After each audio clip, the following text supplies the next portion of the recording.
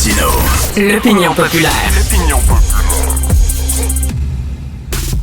On voyait que les Américains devaient marcher sur leur fierté et leurs principes. Une liberté de penser. Mais il le fait d'une façon particulièrement grossière et maladroite. Une force internationale. Et même, on va plus loin. Luc La Liberté. Je vous le jure, là, à maison, je vous le jure. Je rêverais du jour où on ne parlera pas de Donald Trump. Je vous le dis, ou alors, où on va en parler en bien, où on va dire, tabarnouche, qu'il y a eu une idée absolument géniale aujourd'hui. Je rêve de ça. Malheureusement, qu'est-ce que vous voulez? C'est pas le cas. À tous les jours, il en sort une. À tous les jours, il en sort une. Là, le vidéo sur Gaza, montrant Gaza comme une station balnéaire, puis Elon Musk qui envoie de l'argent dans les airs, puis qui mange sur le bord de la mer, puis la statue géante de Donald Trump, c'est de la maladie mentale, Luc. C'est quoi ça? Écoute, je comprendrais mal qu'on ne soit pas partisan de Donald Trump ou pas, qu'on ne soit pas indigné ou choqué de ça. Je veux dire, c'est grossier, c'est cavalier, c'est n'avoir aucun respect pour la vie humaine. Et ça sous-entend pas là-dedans du tout une position pro-Hamas, anti-Hamas, israélienne. On est loin. C'est un peu comme en politique. Ça n'a plus rapport avec la gauche ou la droite, les républicains ou les démocrates. C'est grossier. Combien de personnes sont mortes? On a encore des cadavres sur le terrain. On parle d'un endroit qui a été dévasté par des bombardements, par la guerre. Puis de gens là-dedans qui sont des victimes innocentes, parce qu'on parle beaucoup du Hamas. Il y a des gens qui vivent là et qui n'ont pas de lien avec le Hamas. Et vous voyez passer ces images. Et en plus, écoute, c'est un culte de la personnalité. Là, c'est la statue de Donald Trump. Écoute, je vois pas comment, au plan strictement humain, oublions le reste, comment au plan humain, on ne peut pas être choqué et même bouleversé, profondément choqué par des images comme celle-là. Voilà, on la voit, la statue en question. Écoute, je sais même pas si le dictateur de la Corée du Nord fait des vidéos comme ça. C'est délirant, là. Il se fout totalement des autres. Il ne pense qu'à lui, son nombril, sa petite gang. Moi, j'ai encore de la difficulté à croire que ça vient vraiment de l'entourage de Donald Trump et de son équipe, cette vidéo-là. Je me dis, c'est tellement gros, ça n'a pas de bon sens, là. Écoute, on est dans le domaine de la caricature, puis dans la caricature de mauvais goût. Mais qu'on puisse s'associer officiellement à ça, c'est odieux. Il n'y a pas d'autre terme. Des qualificatifs, je n'en manque pas. On pourrait y aller d'une litanie de commentaires négatifs. On viendrait toujours à la même chose. C'est carrément inacceptable. Mais on vit dans cette période-là.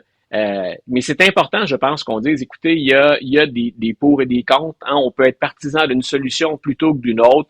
Ça, c'est un manque de respect flagrant. Ça n'a pas lieu d'être. Et j'espère qu'éventuellement, il y aura un mouvement pour dire au président Trump, vous êtes allé trop loin. Ça commence. C'est encore timide. Mais même au sein du Parti républicain, il y a des gens, on l'a vu aujourd'hui dans la première rencontre du cabinet de Donald Trump, il y a des malaises dans l'équipe. Et ça, c'est le genre de choses qui vont venir nourrir ces malaises. Mais ça vient d'où, cette vidéo-là? Là? Ça vient de la Maison-Blanche? Ça vient de Trump lui-même? Qui a mis ça sur les médias sociaux? Voilà, difficile d'avoir l'origine exacte, l'origine précise. C'est fait, bien sûr, avec l'intelligence artificielle. Oui.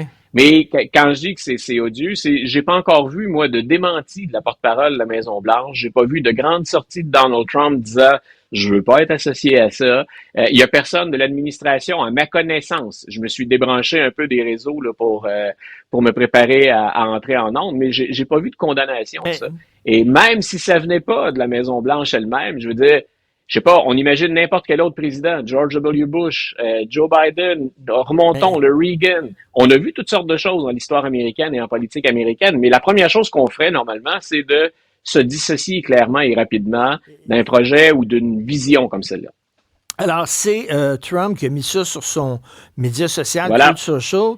Je sais pas si c'était un fan de Trump qui a fait ça avec l'intelligence artificielle. Trump a trouvé ça bon, il a vu ça passer, il a dit « Tiens, moi le mettre sur mon message ». Ou alors, c'était une commande de lui à son équipe. Faites un affaire. Voilà. On ne sait pas trop l'origine de ça. Là. Voilà. C'est pour ça que je disais, je peux pas te dire avec assurance qui est l'auteur de ça, qui est derrière ça. Est-ce que c'est une commande? Mais je disais, au contraire, non seulement on n'a pas désavoué ça, qui est un manque de respect total, mais Trump l'endosse. À partir du moment où il le relaie sur sa plateforme, ben écoute, je suis d'accord avec ça ou j'ai trouvé ça intéressant. C'est là, je répète, où on devrait normalement être choqué. Là, et c'est plus républicain ou démocrate rendu là. Le Washington Post, grand journal, hein, c'est le Washington Post qui avait sorti l'histoire du Watergate avec Carl Bernstein, Bob Woodward. Là, il y a un gars qui s'occupe de la page opinion et Bezos, il a dit, regarde, à partir d'aujourd'hui, la page opinion va défendre seulement 2 dossiers, les libertés individuelles puis le libre marché. Ouais. C'est tout. Puis ça va être rien que d'un bord. Ça va pencher plus à droite, puis je veux plus de texte de gauche, puis il n'y aura plus de pour et contre, puis tout ça, c'est fini. Fait que là, c'est ça que tu vas faire. Et le directeur de la page opinion a dit « Bye-bye. Je sacre mon camp. Ciao, bye. » Écoute, c'est la dernière d'une longue série de décisions de M. Bezos qui ont semé la consternation, puis parfois l'indignation au sein de l'équipe de journalistes ou au sein de l'équipe éditoriale du Washington Post. Et rappelle-toi qu'une caricaturiste avait quitté après que Jeff Bezos soit intervenu pour interdire sa caricature. Donc, on le présentait, Jeff Bezos, au pied justement d'une statue géante de Donald Trump, lui offrant avec une offrande généreuse. On sous-entend des millions de dollars. On voit pas ça souvent. Le propriétaire qui intervient lui-même dans les affaires quotidiennes, on peut comprendre qu'il y a une ligne éditoriale. On peut comprendre que quand c'est une propriété, que ça nous appartient, on peut comprendre que le propriétaire ait un mot à dire éventuellement, mais là, on est littéralement dans l'orientation du journal. On pouvait trouver avant que le Washington Post était un peu plus à gauche, mais on laissait la place à des voix de droite. Là, Jeff Bezos vient carrément de faire le ménage puis de dire voici la direction dans laquelle on va. Est-ce qu'il peut défendre ça strictement en termes d'affaires?